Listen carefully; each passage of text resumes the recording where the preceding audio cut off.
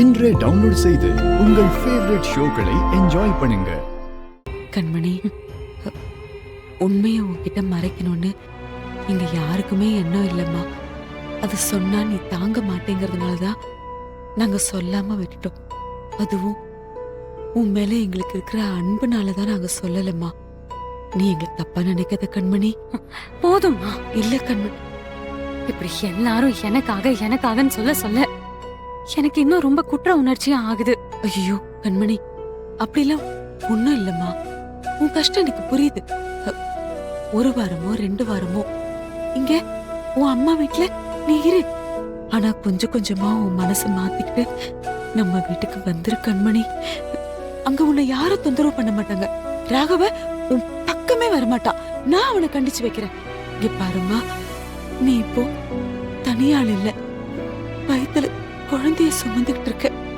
உனக்கு புரியும், எங்க குடும்ப வாரிசு சுமந்துகிட்டு இருக்க.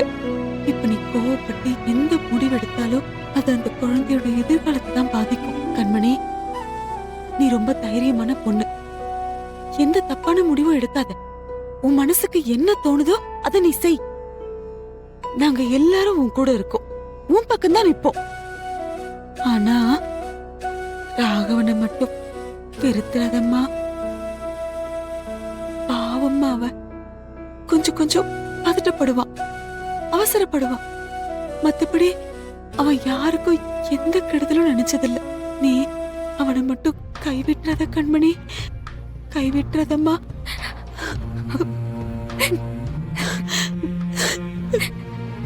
எங்களை மன்னிச்சிருமா. அப்புறம் அப்புறம் சொல்லுங்கம்மா.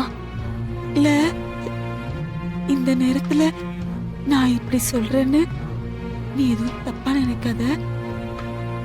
இப்ப நடந்த இந்த விஷயம் எதுவும் என் அண்ணனுக்கு கண்டிப்பா இது ஏன் மூலியமா மாமாக்கு தெரியாது. எனக்கு உங்க மருமக மேலதான் வருத்தமே தவிர இன்னும் அது ஏன் குடும்பம் தான்.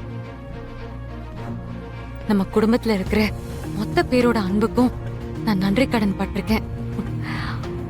அதை நான் என்னைக்கும் மறக்க மாட்டேம்மா.